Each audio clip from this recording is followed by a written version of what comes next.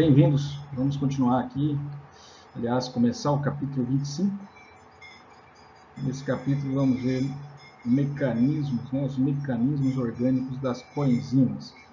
Alguma coisa sobre metabolismo.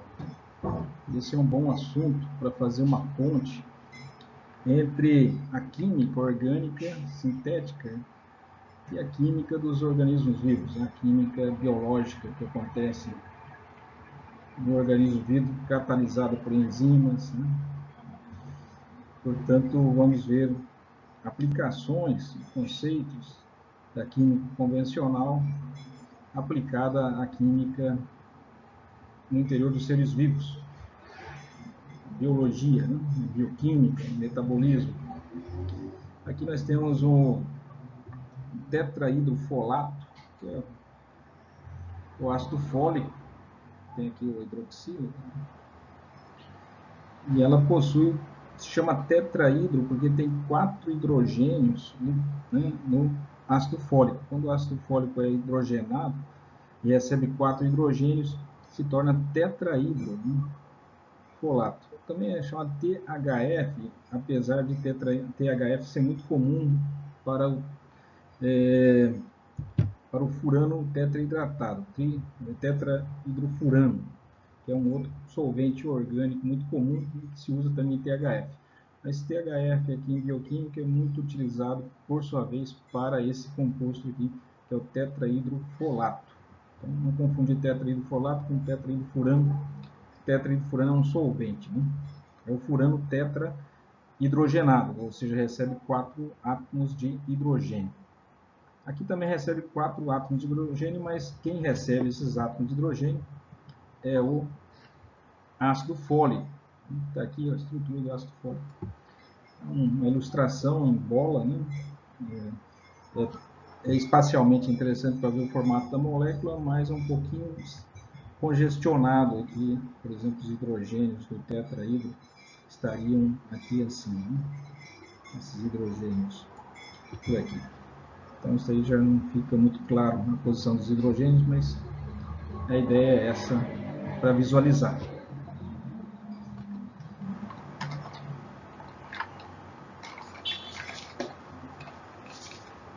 Agora vai ficar melhor. Bom, vamos lá, continuando. Aqui temos, como esse capítulo se refere aos cofatores, também chamado coenzimas. As coenzimas são algumas estruturas que estão ligadas a proteínas, que são enzimas, para exercer algumas atividades enzimáticas, catalíticas, portanto, que não é possível de ser efetuado apenas com as cadeias laterais dos aminoácidos. Já vimos no capítulo 24, que foi o anterior, sobre catálise enzimática, que no enovelamento, estruturas secundárias e terciárias e até mesmo quaternárias de algumas das proteínas, elas produzem arranjos espaciais e criam bolsas ou locais por onde se introduz o substrato. Seriam pequenas moléculas, às vezes também macromoléculas, que se introduzem na superfície ou no interior destas enzimas, dessas proteínas. E esses locais são chamados sítio-ativos. E esses sítio-ativos têm uma geografia que permite que o substrato se aloje de uma forma orientada estereosseletivamente. Ou seja, ele não consegue entrar de qualquer jeito, ele tem que entrar numa conformação espacial específica. E isso se chama reconhecimento molecular. Apenas algumas moléculas podem adentrar ao sítio ativo. E estas, por sua vez, são reconhecidas pela macromolécula. Então é ela que vai reconhecer. Esse é o processo de reconhecimento. E como resultado disso vai haver uma resposta, muitas vezes, quando se trata de uma molécula-alvo, de um sítio receptor, de uma proteína-alvo, mas também de um sítio ativo de uma enzima. Uma vez alojado ali, existe as cadeias laterais dos aminoácidos que se dispõem próximos, né, a esse substrato para exercer uma atividade catalítica.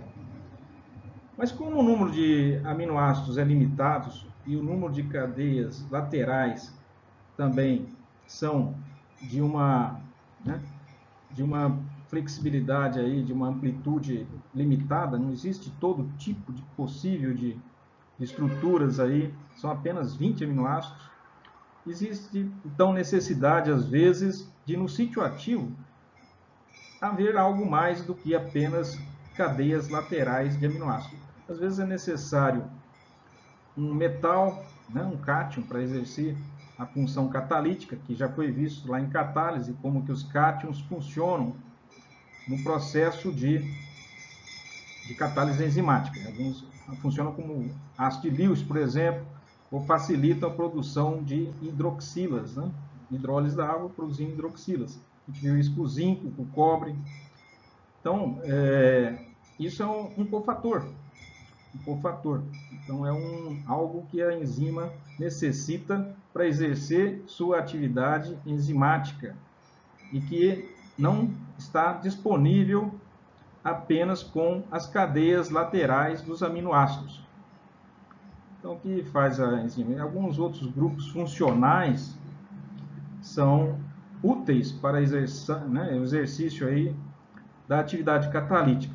E esses, quando se trata de moléculas orgânicas necessárias para o funcionamento catalítico da enzima, essas moléculas orgânicas são chamadas de coenzimas. Muitas coenzimas são vitaminas. Então, vitamina, né, muitas delas, aí a grande parte delas, funcionam como coenzimas. E que faz uma coenzima? Ela contribui para a atividade catalítica da enzima. Ou seja, sem a presença desse cofator, o cofator pode ser um metal, um íon metálico, mas também pode ser uma molécula orgânica, daí se diz coenzima. Quando é um metal, é apenas um cofator inorgânico, né? Então, essas coenzimas, muitas delas são vitaminas e são essenciais para o funcionamento da enzima, da atividade enzimática. Muitas dessas coenzimas, né, dessas moléculas orgânicas, são vitaminas. Um exemplo, por que se chamou vitaminas? A palavra é que a primeira vitamina, né, antes mesmo de ter esse nome, era uma amina, era da função orgânica amina. Então, por ser uma substância vital, né, sem as vitaminas, pessoas não se desenvolvem doenças e acabam morrendo. Então, se diz que era uma vitamina, né, era uma amina vital. Amina vital, vitamina. Mas nem todas têm estruturas de amina, mas ficou esse nome. Está aí. E além dessa origem da nomenclatura de vitamina, também existe a definição, né? As aminas são substâncias que não, normalmente, né, quase todas elas, ou pelo menos uma parte da vida, a gente não é capaz de sintetizá-la em quantidade ao menos suficiente para o funcionamento do organismo, ou seja, ela tem que ser fornecida pela alimentação, pelo regime alimentar. O organismo não é capaz de produzir esses cofatores, essas coenzimas, que são essenciais para o bom funcionamento do organismo, né? Da atividade enzimática, que por sua vez conduzem aí por processos vitais, né, para o bom funcionamento do organismo. Então, essas vitaminas, ao não serem possíveis para o organismo produzi-las, elas têm que ser supridas, né, pelo regime alimentar. Tem que prover dos alimentos. E a falta, a carência dessas vitaminas causam aí uma série de problemas. Aqui tem uma tabela que correlaciona a coenzima, o nome da vitamina, a reação catalítica da enzima que usa essa coenzima e a doença que se desenvolve caso exista deficiência dessa vitamina, né, que também faz papel de coenzima. Aqui temos algumas, né? Tem uma divisão ampla, que é as hidrossolúveis e as lipossolúveis. As enzimas lipossolúveis são clássicas de existir elas no óleo de fígado de bacalhau, né? Que é um medicamento já muito clássico, antigo, e é oleoso, né? Por isso se chama óleo de fígado de bacalhau. Ela tem muitas vitaminas lipossolúveis. As vitaminas hidrossolúveis, como o nome diz, são vitaminas que se dissolvem na água. E as lipossolúveis, por sua vez, são insolúveis em água e são solúveis em solventes orgânicos. É difícil haver acúmulo de, um excesso de vitamina, no organismo, uma hiperdose de vitaminas hidrossolúveis, porque o organismo as elimina com facilidade na urina. Afinal, nosso organismo tem a água como solvente principal, tá? No sangue, em toda parte. Então, é fácil de ser eliminado um excesso e é difícil haver uma hiperdosagem de vitaminas hidrossolúveis. Agora, as lipossolúveis podem se acumular no organismo e haver problemas. Bom, aqui então para nível de informação, isso aqui a gente aprende, estuda essas questões nutricionais já na escola, inclusive de forma bastante superficial, as doenças relacionadas, inclusive o histórico, né, de algumas delas, com a carência de vitamina. Ácido ascórbico causa escorbuto, né? É comum acontecer dos viajantes, os marinheiros, sofrerem de escorbuto por falta de vitamina C. E para curar isso daí, se observou que o suco de limão era a solução. As pessoas que tomassem suco de limão, os sintomas e os problemas nutricionais e as doenças, o escorbuto em si, era curado com esses alimentos. E isso aconteceu, de certa forma, com alguns estudiosos observaram que algumas dessas substâncias vitais, né, eram necessários serem fornecidos pela dieta, pelo regime alimentar. Também, uma extensão disso seriam alguns aminoácidos, né? Sabemos que as nossas proteínas e as proteínas da maioria dos animais, ou seja, resultado aí do código genético, são os 20 aminoácidos naturais. Esses 20 aminoácidos, muitos deles são sintetizados pelo organismo, mas existem alguns que não são sintetizados pelo organismo, são também chamados de essenciais, ou seja, o organismo não é capaz de sintetizar.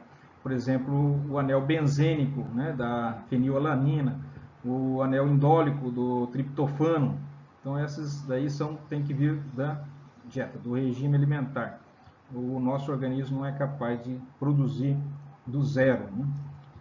Não consegue sintetizar um anel benzênico do zero, tem que produzir, receber da alimentação esses aminoácidos prontos, ou seus precursores imediatos. A tirosina, por exemplo, o organismo pode sintetizar a partir da fenilalanina, e ambos têm anel benzênico, como sabemos. Então aí a piridoxina é a vitamina B6, a gente vai voltar a olhar com mais detalhe a função de cada uma dessas coenzimas, e sempre do aspecto químico, né, e também bioquímico, né, de como ela atua na função catalítica das enzimas. Bom, como visão geral do metabolismo, existem dois processos, os processos catabólicos e os anabólicos. Os catabólicos, o organismo parte de moléculas complexas que são obtidas da alimentação, fazem a degradação dessas moléculas e converte elas em moléculas simples, inclusive produção de energia. É o caso da glicólise, né, dos ciclos de Krebs, ou ciclo de ácidos tricarboxílicos, e também via da fosforilação oxidativa. E temos também os processos anabólicos que fazem o inverso, pegam moléculas simples e constroem moléculas complexas necessárias para o bom funcionamento do organismo ou de forma estrutural, para a reposição de estruturas orgânicas que vão sendo envelhecidas, degradadas, consumidas, desgastadas, né? Tem que ser repostas. Então, o organismo é uma máquina que recebe material orgânico bruto do meio externo, através do alimento, converte essas moléculas brutas, né, em moléculas mais simples e, durante esse processo de degradação e queima, né, de alguma delas, produz energia também e matéria-prima, moléculas pequenas que podem servir como matéria-prima para a construção de outras moléculas de sua necessidade, para a sua constituição orgânica, para a produção de energia. Vamos ver como isso é mais detalhadamente. Aqui podemos dividir o processo catabólico em 4 fases. Também existem os processos anabólicos, mas os catabólicos são degradativos, os processos em que se pega moléculas complexas e se reduz a pequenas unidades moleculares. Então pega polímeros, amido, proteínas, né, carboidratos, pega lipídios, né, e faz a degradação até a obtenção de pequenas unidades moleculares que são facilmente aproveitados para outras finalidades. Como que começa? As gorduras, né, as grandes classes de alimentos, ou elas são gorduras, ou os lipídios, por assim dizer. Existem, né, que são cadeias carbônicas, a gente vai ver lipídios no próximo capítulo. Já falamos sobre carboidratos nos capítulos anteriores, 23, e já falamos de proteínas também no capítulo 22, ou algo assim. Então, essas aí são as grandes classes de biomoléculas, né?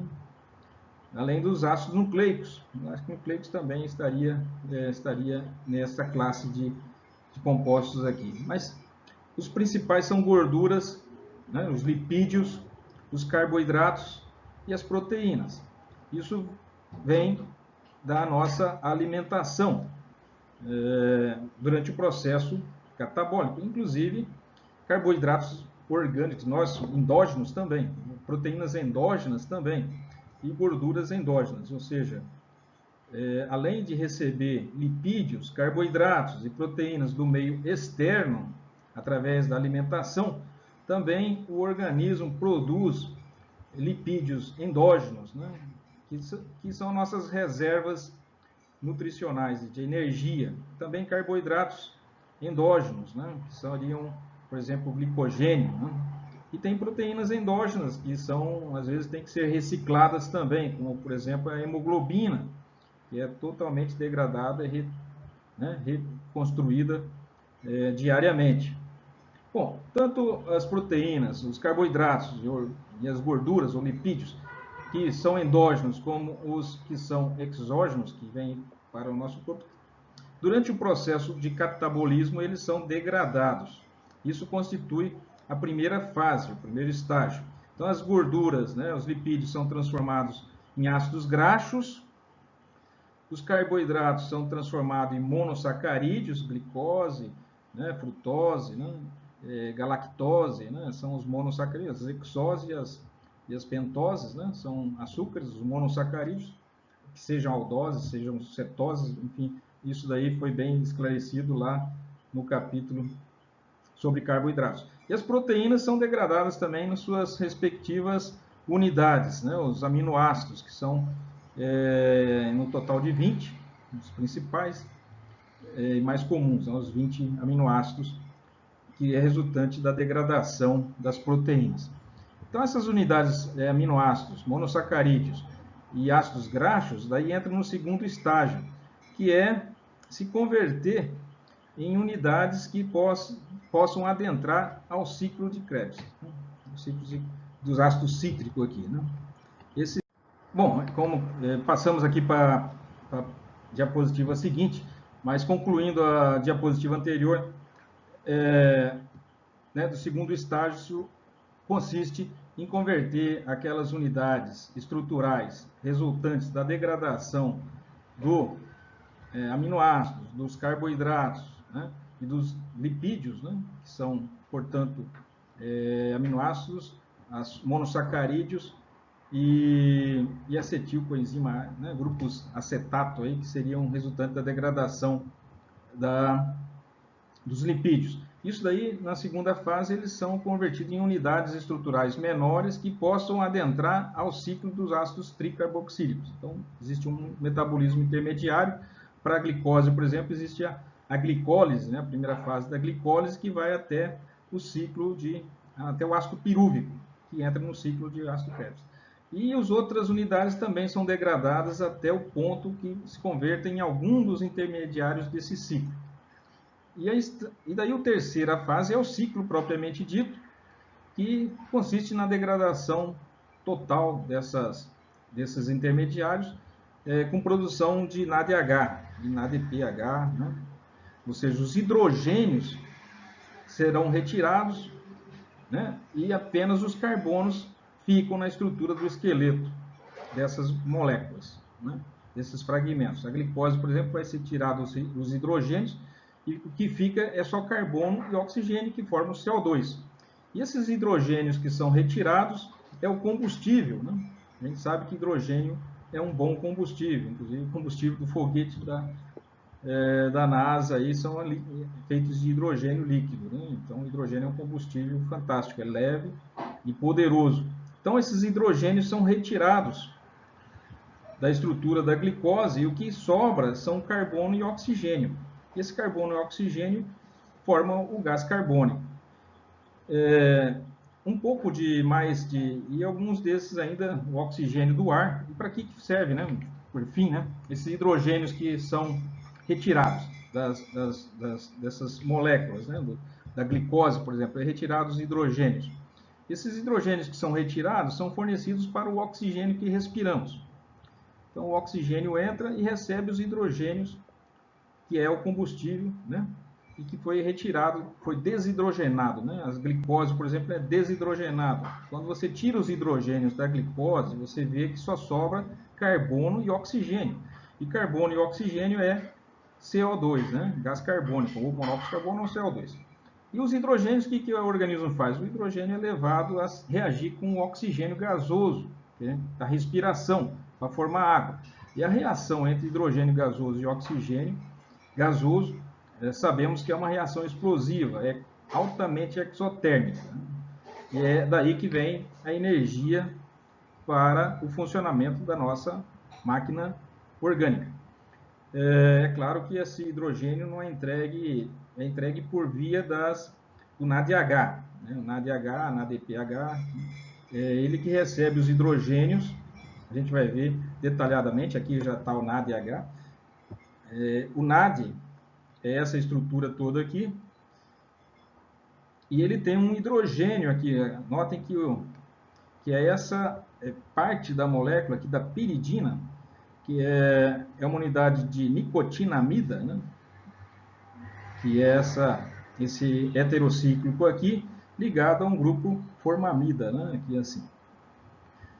Então essa é a estrutura onde vai receber os hidrogênios, e essa transferência dos hidrogênios dos alimentos, né, para o NAD+, ocorre nessa posição aqui, e é catalisado por enzimas. Isso aqui é apenas uma coenzima, né, um elemento não proteico necessário para o funcionamento da enzima. Então, o hidrogênio se liga nessa posição e o nitrogênio positivo, ao receber um hidreto, porque o que vem é um hidreto, né, um hidrogênio com os seus elétrons. Eles chegam aqui e se ligam a essa posição para da piridina, esse aqui é o anel piridínico. Então ele se liga aqui na posição para. Daí temos um hidrogênio. Por isso que essa carga positiva é neutralizada, porque esses pares elétrons se movem para o nitrogênio esse par dessa posição vem para a posição adjacente aqui, e o par que está ligado ao nitrogênio fica para ele mesmo, para o nitrogênio neutralizar a carga positiva. Então, o que está acontecendo aí é que o NAD está recebendo um hidrogênio. Recebendo hidrogênio de quem? Durante os processos catabólicos, ao final da glicólise, os hidrogênios vão sendo retirados, lá na via da fosforilação oxidativa. Os hidrogênios dos alimentos vão sendo retirados e esses hidrogênios são entregues ao NAD+, que é essa estrutura toda aqui. E o hidrogênio se liga justamente nessa posição par. Então fica NADH. A diferença entre o NAD e o NADP é que o NADP tem um fósforo, P de fósforo, em inglês é pH, fósforos, e em latim também. Então nessa posição aqui dessa frutose, ela tem aqui um oxigênio, e se nesse oxigênio tiver um hidrogênio, é o NAD. Se nesse oxigênio ele estiver fosfatado, tiver um grupo fosfato aqui ligado ao oxigênio, ele é o NADPH, NADP e NADP, seu correspondente NADPH, quando recebe o hidrogênio. Essas são duas versões de uma molécula que atua de forma muito similar. A diferença é que o NAD atua mais em processos catabólicos e o NADP em processos anabólicos. Ou seja, quando é para fazer o processo inverso, ou seja, de hidrogenação, porque essa estrutura tanto retira hidrogênio quanto devolve esses hidrogênios que foram retirados. Então, o NAD+ recebe hidrogênio, ao receber hidrogênio ele é reduzido. E ele depois devolve esse hidrogênio e ele é oxidado. E o processo volta ao começo, ou seja, é cíclico. O NAD não é perdido durante a reação, ele é reaproveitado, ele é reoxidado, e depois ele é reduzido, reoxidado, dependendo, fazendo a ponte aí entre processos anabólicos e catabólicos. Durante o anabolismo, exige a inclusão de hidrogênios nas estruturas, e durante o catabolismo são retirados hidrogênios da estrutura, são oxidados. Ao retirar hidrogênios também se diz que está se fazendo uma oxidação. Então, se você retira hidrogênios da molécula de açúcar, de glicose, você está deixando apenas o oxigênio presente. Então, você está oxidando. A molécula fica oxidada. Então, o NAD+ vai receber hidrogênio, ele vai se oxidar e, ao mesmo tempo, vai reduzir. Ele vai sendo reduzido, se ele está NAD+, recebe hidrogênio, ele passa a NAD 0. Estava com carga óxido mais 1, passa a 0, então reduziu. Mas ele pode fazer o caminho inverso também. Então, ao ser reduzido, ele está oxidando alguém. Sempre o agente que se oxida é aquele que causa redução. Aquele que causa redução é aquele que se reduz. Um processo está sempre na dependência do outro. Não tem como acontecer uma oxidação sem haver uma redução. É igual crédito e débito. Se alguém deve, é porque alguém emprestou, deu dinheiro. Quem deu é o credor e o devedor. Não existe um credor sem haver um devedor. Então, sempre se alguém se oxida, é porque alguma outra espécie se reduz. Então, se o NAD está positivo, ele recebe hidrogênio, ele está causando a oxidação de alguém, ao mesmo tempo que ele está se reduzindo. Então, essas daqui são as formas reduzidas, que receberam hidrogênio, e aqui estão as formas oxidadas, que não tem hidrogênio, só tem um, recebeu mais um hidrogênio, ficou reduzido, ficou hidrogenado. A diferença, portanto, é que o NADP ele promove normalmente hidrogenações de outras espécies, enquanto o NAD costuma causar oxidações de outras espécies, ou seja, ele atua em processos catabólicos, enquanto o NADP em anabólicos. Isso, assim, de uma forma geral. Existem exceções também. Está aí a estrutura, O local onde acontece a transferência de hidretos, né, o sítio ativo, o processo importante é aqui nessa porção da piridina, né, desse ácido da nicotinamida. É bem aqui. Então se pode perguntar por que tem todo esse resto de estrutura. Isso daqui tudo é essa adenina, né, que é uma base, esse açúcar, né, esse grupo fosfato, outro açúcar, tudo isso daqui é necessário para a inserção desse NAD, que se chama nicotinamida dinucleotídeo. Nicotinamida está aqui em cima, né, é um nucleotídeo, né? Esse grupo aqui de cima é um nucleotídeo, com o fósforo ligado com a base, é um nucleotídeo. Aqui embaixo temos outro nucleotídeo que é com a adenina.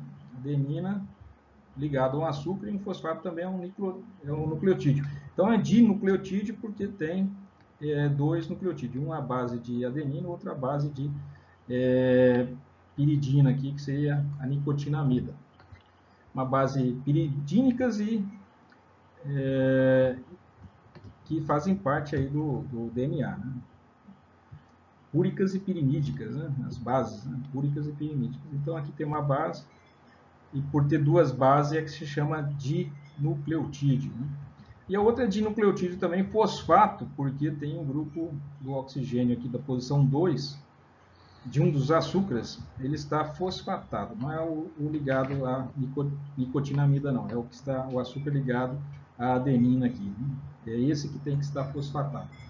E daí você tem a variante, né, dessa coenzima. Ela é uma coenzima porque ela é necessária, está presente na estrutura de algumas enzimas para que o processo catalítico de oxidação, né, de algumas moléculas orgânicas se processem, né, se produzam aí. É interessante visualizar, né, que essa transferência, retirada de hidrogênios, né, que é um combustível poderoso, que vai sendo retirado das moléculas orgânicas que a gente recebe na alimentação, por sua vez vai oxidando, né? As moléculas vão ficando oxidadas porque só vão ficando com o oxigênio e o carbono na estrutura, né? O hidrogênio é retirado.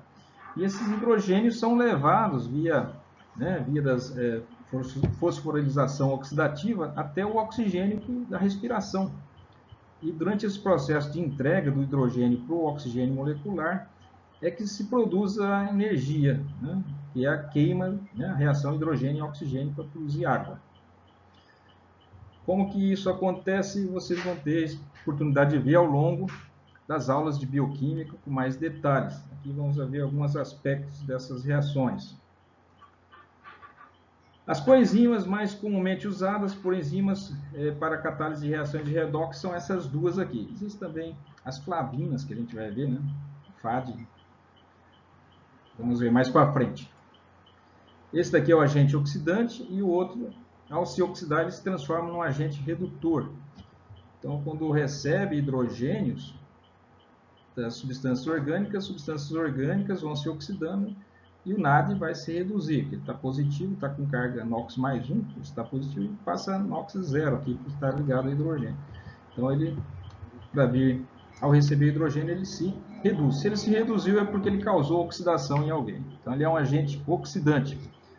E a espécie hidrogenada é um agente redutor, porque devolve o hidrogênio para algumas espécies durante o processo catabólico, anabólico, que é o processo inverso do catabólico.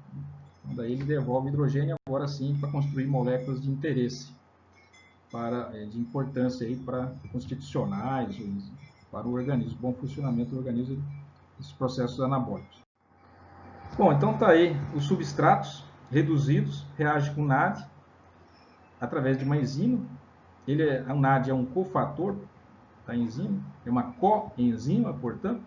O substrato, na presença do NAD e da ação da enzima, se forma um substrato oxidado. Os hidrogênios são retirados. Ao ser retirados o hidrogênio, o substrato se oxida. E o NAD se reduz, porque ele está com carga mais 1, passa a ter carga 0. E sai um H+ também do substrato.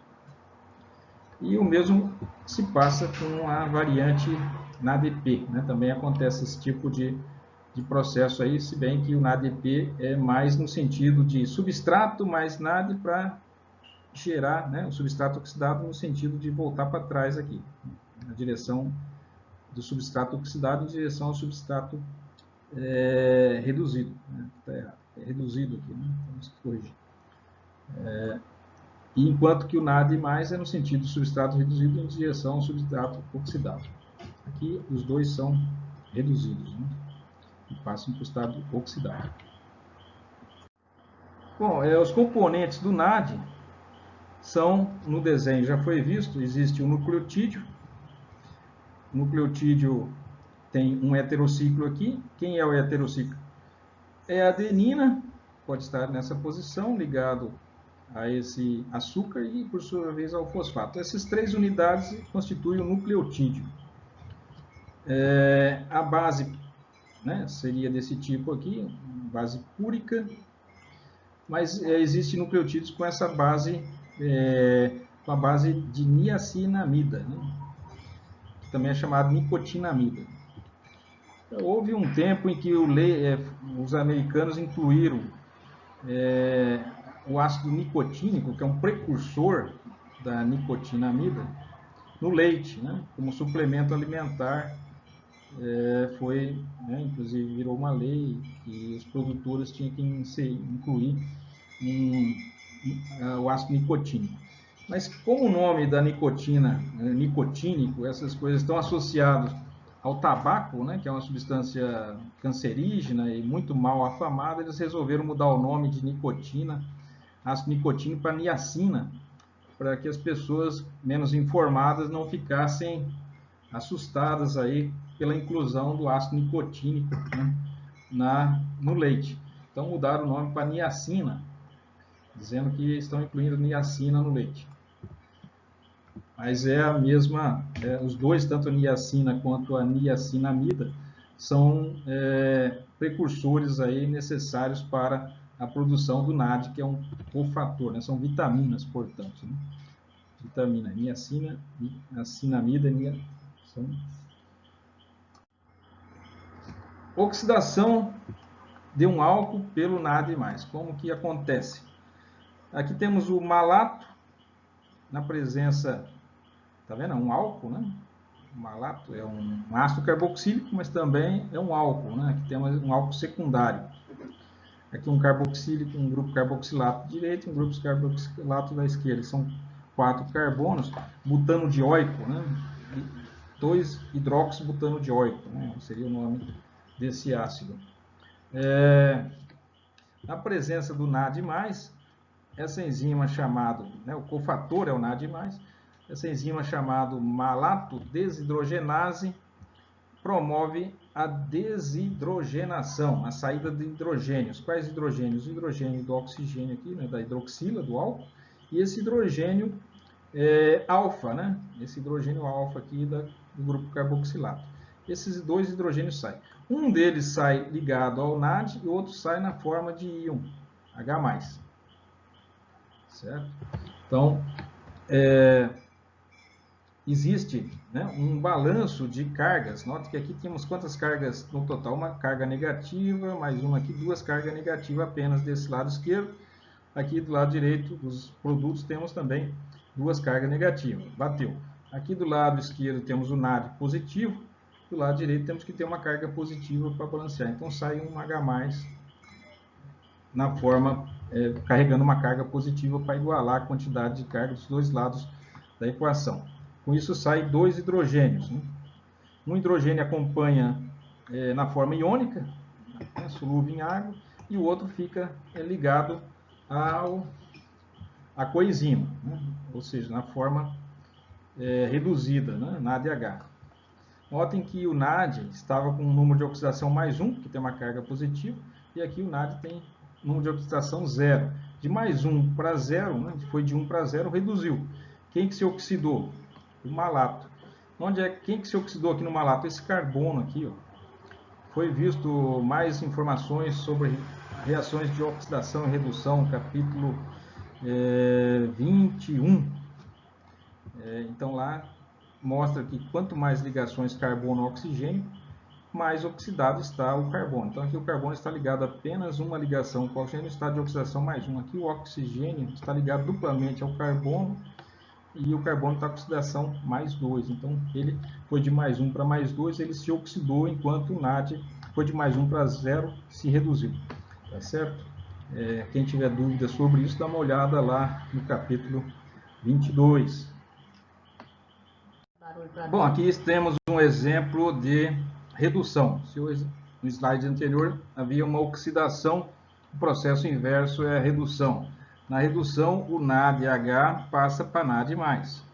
Ou seja, já estamos usando o processo aqui, mostrando com NADP, né? NADP.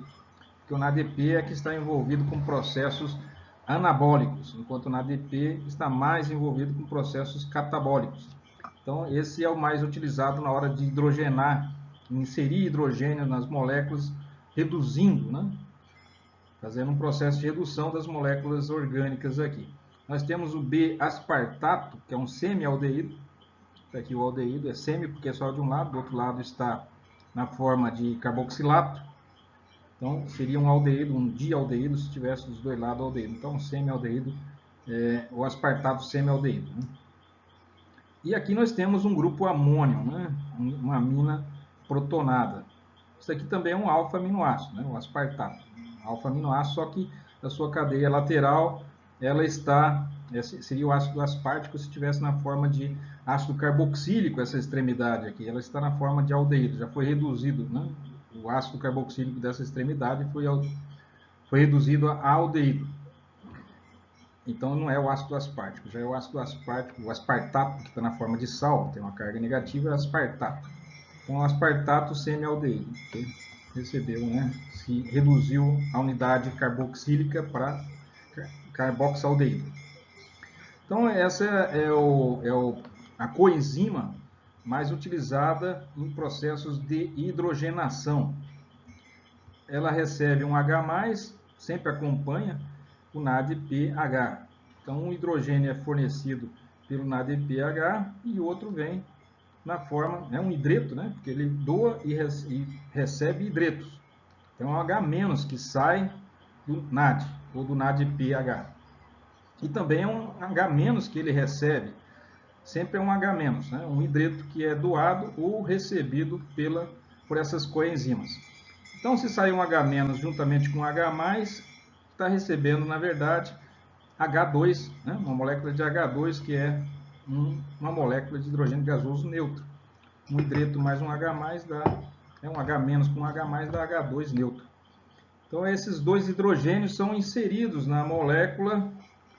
Um vai se ligar ao carbono da carbonila, né? Note que só existia um hidrogênio aqui ligado ao carbono da carbonila, agora são dois hidrogênios ligados ao carbono da carbonila, e outro hidrogênio vai se ligar ao oxigênio da carbonila, formando uma hidroxila.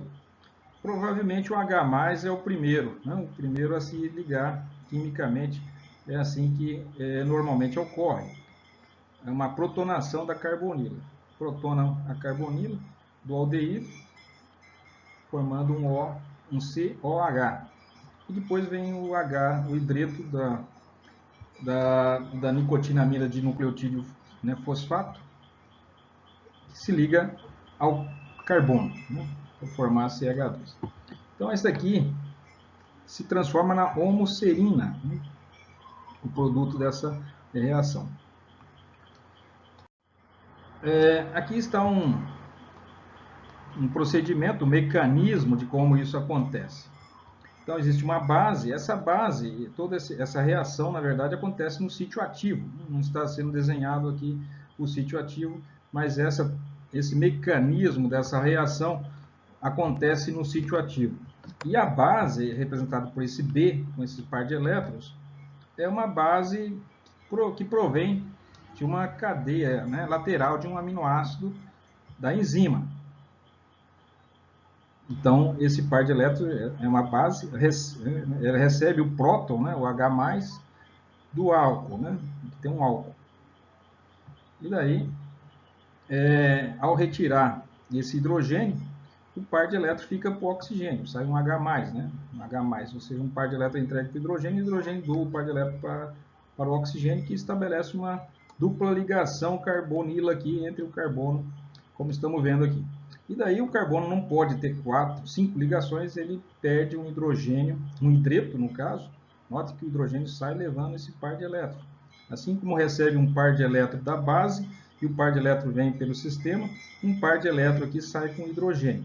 É muito raro, né? Na verdade, praticamente não existe reações assim de formação de hidretos em meios orgânicos que não sejam usando condições radicais, né, no meio inorgânico, na química de laboratório. Note que aqui os hidretos é produzido com uma certa facilidade. Então isso se ocorre por causa que está pela ação enzimática, né, pela proximidade do sítio receptor do hidreto, ao mesmo tempo que está sendo fornecido elétrons. Todo esse processo lá no sítio ativo é facilitado pelo ambiente do sítio ativo, né? Pela proximidade das moléculas, dos reagentes e dos receptores e doadores de elétrons aqui. Isso aqui é tudo feito de uma forma concertada, né? Ao mesmo tempo que está sendo entregue um par de elétrons aqui para um lado, ao hidrogênio, o hidrogênio está doando os par de elétrons e está havendo essa desprotonação, essa migração de hidreto aqui para a posição 4 do NAD, né? Ou do NADP+, né? Que está na carga positiva. E essa carga positiva é que atrai os elétrons, né, do hidrogênio. Nota que o nitrogênio na posição da piridina, estando positivo, as estruturas de ressonância fazem com que a carga positiva vá para a posição 4. Uma carga positiva na posição 4 justamente ao lado de um hidrogênio que está fácil, né, pode sair com facilidade dessa posição porque tem um processo aqui de retorno da restituição da carbonila. Então ele sai facilitando a reação. E o NAD mais passa-se a NADH. E a molécula que estava na forma de álcool se transformou numa carbonila, num aldeído. Então houve uma oxidação. Isso aí acontece na oxidação do álcool quando, né, das pessoas que tomam bebidas alcoólicas, no metabolismo do álcool. Álcool desidrogenase, né?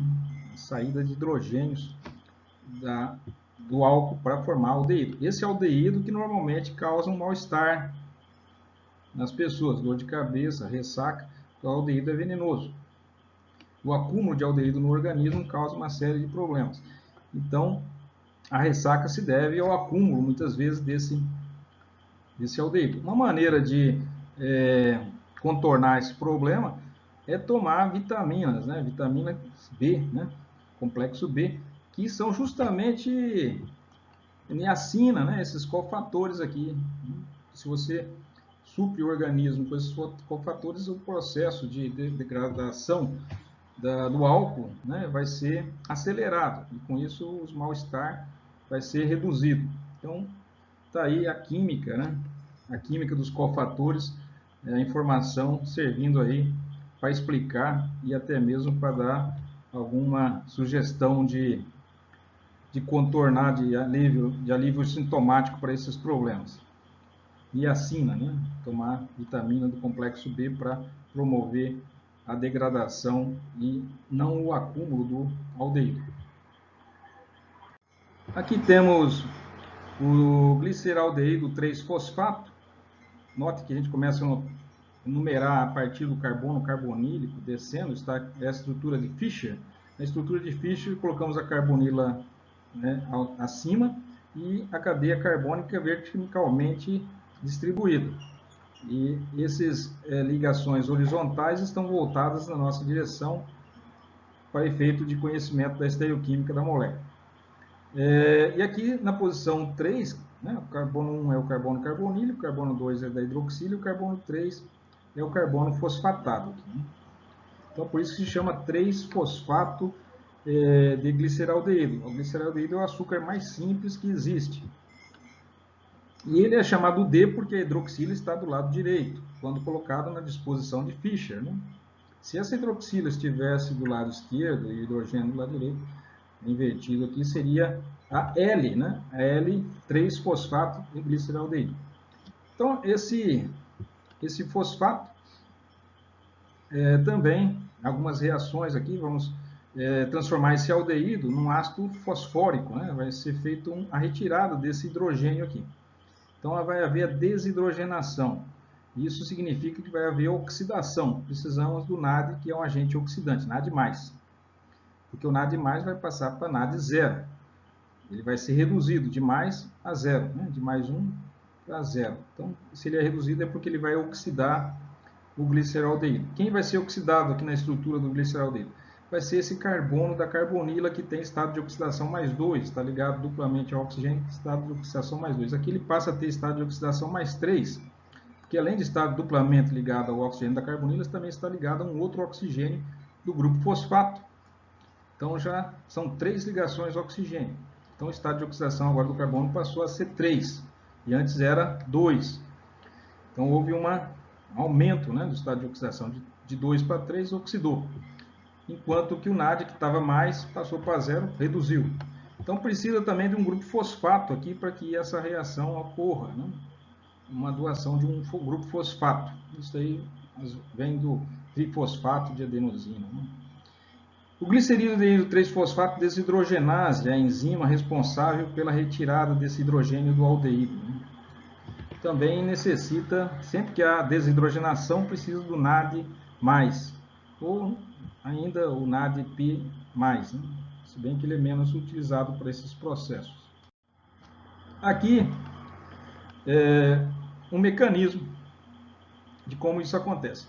Está aqui a enzima, ela tem uma base aqui, né, uma cadeia lateral de um dos aminoácidos, posicionado aqui nessa posição, que tem uma carga negativa, e aqui nós temos um enxofre de uma serina, né, que também tem um SH, e daí é o GAP, glicosinamida fosfato, gliceraldeído fosfato, né, que é aquela enzima,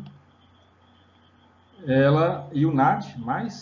Então, quando o aldeído, né, o gliceraldeído, se inserir no sítio ativo, ele se insere com uma disposição espacial e fica fácil de acontecer, né, a proximidade entre os sítios, né, entre a parte reacional da molécula, né, e o local na enzima estão próximos, né?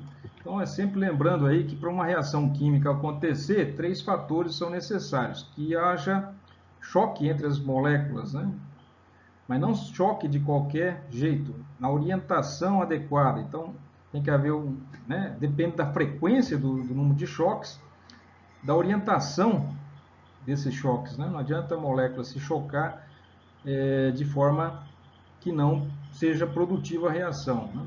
O nucleófilo tem que se chocar, né? A carga negativa tem que se chocar com a carga positiva, com o polo positivo da outra molécula, né? Aqui no carbono carbonílico, ele é eletrofílico, o enxofre é nucleofílico, então tem que haver um choque do enxofre com o carbono. Não adianta o enxofre se chocar com o oxigênio ou com outra parte da molécula, ele tem que estar orientado para se chocar adequadamente aqui. Então depende de se chocar e na orientação correta e com a energia necessária, né? Então energia, orientação e o choque. Tem que haver o choque das moléculas. Elas têm que entrar em contato. E isso daqui é facilitado pelo sítio ativo. O sítio ativo coloca as moléculas que vão reagir na proximidade e na orientação correta, o que facilita muito a reação. Existe um exemplo em que mostra que reações intramoleculares são mais rápidas que intermoleculares, porque nas reações intramoleculares os sítios ativos, né, de reação estão mais próximos, né, estão na mesma molécula. E isso foi demonstrado em alguns exemplos lá em catálise. Tá? É importante rever esse assunto para quem tiver dúvida. Bom, então, o enxofre é um bom nucleófilo, tem pares de elétrons, tem uma base aqui na cadeia lateral que recebe o próton do grupo tiol, né? Esse aqui é um grupo tiol. Tudo que tem tio é porque tem enxofre, né? Tioéter, tioácido, né? Tiol, né? Um álcool em que o oxigênio é substituído por enxofre é um tiol. Então, o tiol é relativamente ácido, tem uma base aqui, uma cadeia lateral básica, recebe o próton, forma um sulfeto com carga negativa. É um bom nucleófilo, enxofre, ainda se ele tivesse com a carga negativa, fica um melhor nucleófilo ainda, gosta de núcleo. Quem é núcleo aqui? É o carbono carbonílico, tem carga positiva.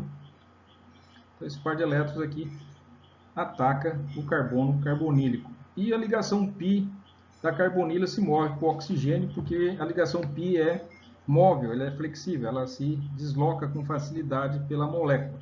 A ligação sigma não, porque desfaz a estrutura da molécula. Mas a ligação π é mais fácil de se mover pela estrutura. Então essa ligação, essa carga se move por oxigênio. E o carbono carbonílico, que era sp2, passa a ser um carbono sp3. A estrutura básica aqui da cadeia lateral fica hidrogenada, seu forma neutra, e se forma essa espécie de tioacetal aqui, semiacetal, né? Agora, nessa situação, com a carga negativa sobre o oxigênio, é que vamos a ver quando o par de elétrons restituir a carbonila, porque sempre o caminho de ida para o oxigênio do par de elétron π sempre tem um caminho de volta. Quando ele retornar, ele pode expulsar um dos ligantes. Então, ele poderia expulsar, desligar novamente a reação retroceder, ou seja, essa ligação se desfazer quando o par de elétrons retornar da carbonila, do oxigênio, restabelecendo a carbonila aqui, alguém tem que sair, ou o R, ou o hidrogênio, ou o S, né? Alguém tem que se desligar, porque o carbono não pode ter 5 ligações. Ele está com 4 aí, quando a carbonila se restituir vai ficar com 5, então algum grupo tem que sair. E a saída do hidrogênio é facilitada pelo NAD. NAD positivo, posicionado aqui próximo ao hidrogênio, vai facilitar a saída do hidreto. Vai sair um hidreto, um hidrogênio com carga negativa, levando os elétrons aqui. Uma coisa difícil de ser reproduzida em condições laboratoriais, né? Mas aqui nas condições enzimáticas ela é facilitada. Daí temos a saída do primeiro hidreto, né, do hidrogênio. Daí forma-se essa carbonila, né, e o NAD, mas agora está na forma de NAD reduzido, né? Ele se reduziu, por isso ele oxidou o carbono que foi oxidado, a saída do hidreto.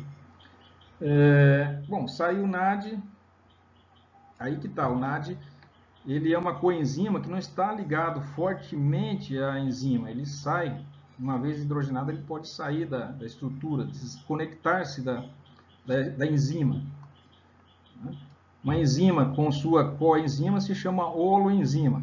Uma enzima sem o cofator se chama apoenzima, né? Então, nesse caso aqui, é fácil se desprender o NAD, né? O cofator se desprende com facilidade e volta a se ligar à enzima. Ela é reversível, essa ligação do cofator, mas nem sempre os cofatores são descartáveis. Eles muitas vezes se ligam de forma irreversível, eles fazem parte da estrutura da enzima e não se desconectam, né? Nesse caso, eles têm que ser restaurados lá dentro mesmo da enzima. No caso aqui, o NAD sai e um outro NAD positivo entra no seu lugar. Então, outro NAD com estado oxidado entra e o processo continua. E aí vem um grupo fosfato solúvel, né? E um segundo passo da reação acontece. O grupo fosfato tem cargas negativas, né? Como estamos vendo aqui. E o oxigênio negativo é um bom nucleófilo, está fazendo a vez do enxofre, né? Que fez um ataque ao carbono carbonílico aqui no começo. Agora quem vai fazer o ataque ao carbono carbonílico, um ataque nucleofílico ao carbono carbonílico, é o grupo fosfato. O fosfato ataca o carbono carbonílico, o par de elétrons volta a se mover para o oxigênio, como acontece sempre. E a gente lembra que esse movimento da ligação π para o oxigênio é reversível. Ela sempre vai para o oxigênio e depois retorna, né? E aqui também está indo e depois está retornando aqui, no passo seguinte. Então, esse movimento da ligação π é comum a todo ataque nucleofílico a carbonila. Então, aqui estamos vendo, mais uma vez, temos isso aí no capítulo 17, 18, 19, esses tipos de reações, né, de substituições acílicas, né, nucleofílicas acílicas. Está aqui o fosfato não é um bom nucleófilo, ele é um bom grupo de saída, mas não é um bom grupo de entrada. Mas aqui no ambiente enzimático favorável, a reação acontece com mais facilidade.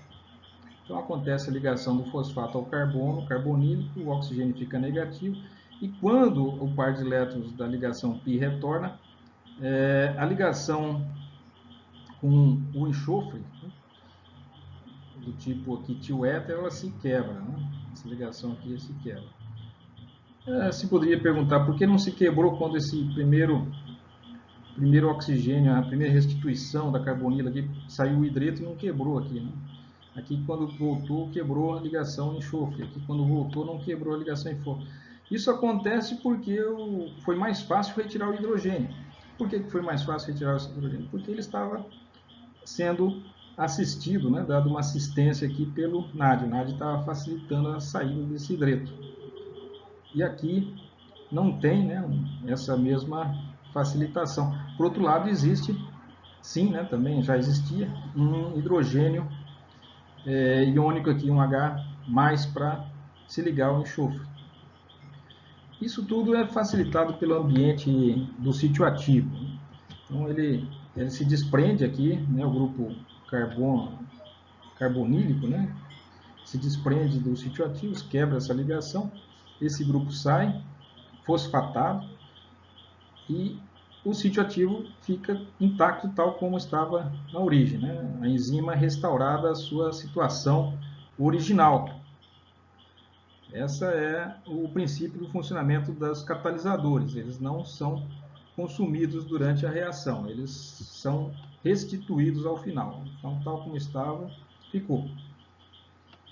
Enquanto os NADs, né, esses também serão restaurados de forma externa, né? Em outros processos, aí, esses hidrogênios que são retirados, né, do carbono, esses hidrogênios que são retirados são levados para o NAD e através devido à fosforilação oxidativa, esses hidrogênios são entregues ao oxigênio para formar água, né, o oxigênio, através da respiração, né, o processo de respiração.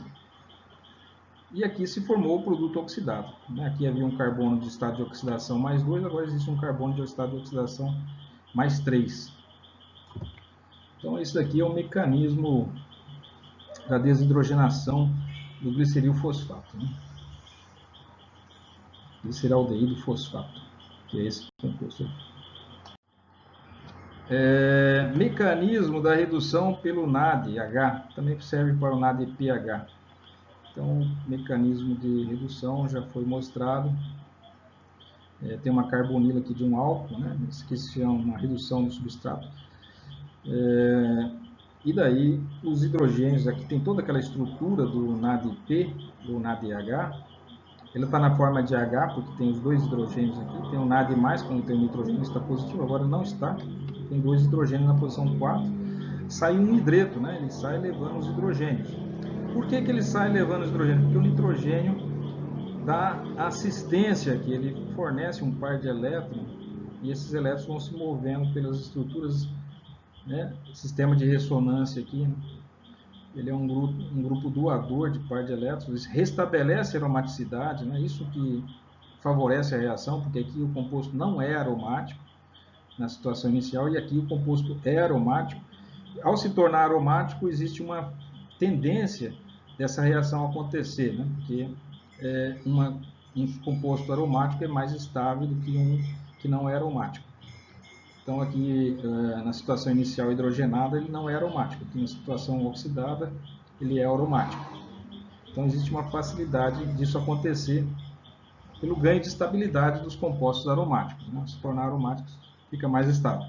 Então sai o hidreto, precisa ser o hidreto, né? Senão não consegue, tem que levar um par de elétrons. tirar um par de elétrons do sistema para permitir a constituição de um sistema aromático. Sai um hidreto. O hidreto ataca o carbono carbonílico ao mesmo tempo que a carbonila recebe um hidrogênio de um H+, né? Então, um H+ vem daqui, um H- vem daqui. Ou seja, esse primeiro hidrogênio entra, ele se liga ao oxigênio de forma como se fosse um próton, né? Ou seja, hidrogênio iônico, um H+, e um H- vem pelo outro lado. Então, ao ganhar um H+ e um H-, está, na verdade, ganhando uma molécula de hidrogênio neutro, né? A molécula não ganha carga, né? Ganha uma carga negativa de um lado e uma positiva do outro. E essas reações são do tipo concertadas, acontecem simultaneamente, por isso que se chama catálise ácida geral.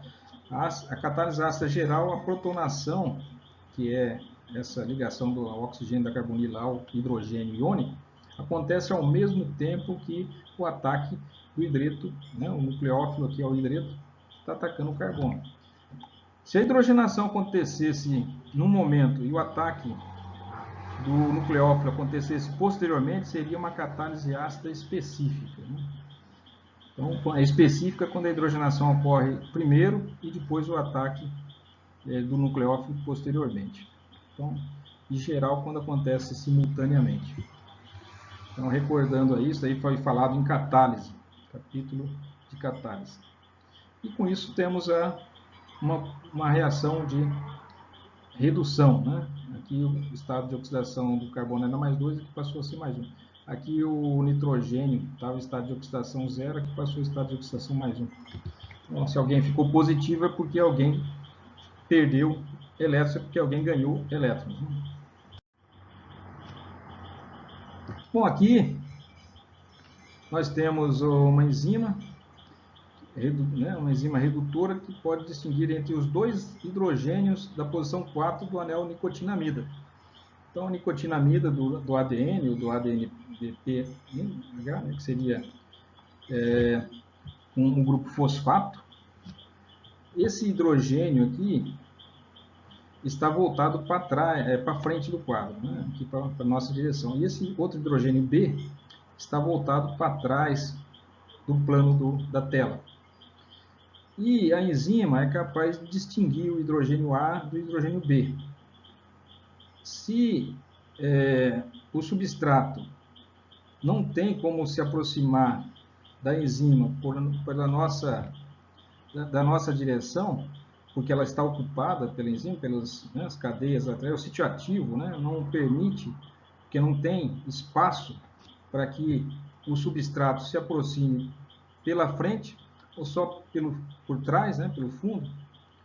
Então ele vai sempre atacar de uma forma estereoespecífica. E lá dentro do sítio ativo é possível apenas no substrato se aproximar por uma face, né, em direção ao hidrogênio A ou B. Em algumas enzimas se aproximam pela posição A e outros pela posição B. O lado B é o lado que está voltado para trás e o lado A é o lado voltado para a nossa direção. Então a enzima bloqueia o lado B da coenzima. Então, a coenzima é um NAD, a enzima possui lá o seu sítio ativo, e dentro desse sítio ativo, dentro dessa bolsa, existe um espaço para que o substrato se aproxime e receba um dos hidretos e não receba o outro. Isso vai depender da enzima. Da coenzima sempre é nossa NAD, mas a enzima pode ter um sítio ativo que dá uma especificidade para reagir ou com um ou com o outro, não com ambos. Ela sempre é específica, é estereoespecífica em relação a qual hidreto vai ser fornecido, vai migrar para a carbonila do substrato. Então, isso acontece porque a enzima bloqueia o lado B da coenzima, de modo que o substrato se liga do lado A. E às vezes acontece o inverso. A enzima bloqueia o lado A da coenzima, de modo que o substrato se liga ao lado B. Então, nesse caso aqui, acontece o inverso, né? Aqui aconteceu a migração do A, porque o lado B estava ocupado, né? Não tinha como o substrato se aproximar pelo lado B. E aqui acontece pelo lado B e não pelo lado A. Existem enzimas que possuem facilidade para doar o hidreto A e algumas enzimas têm facilidade em doar o hidreto B. É para ver a sofisticação, né, o requinte dessas reações, que promovem, né, essa especificidade com relação, inclusive, ao lado da carbonila, né? A carbonila também tem um lado, ela pode estar orientada com o carbono, uma das faces, né, da carbonila, ou com a outra face da carbonila. Também existe especificidade quanto a isso.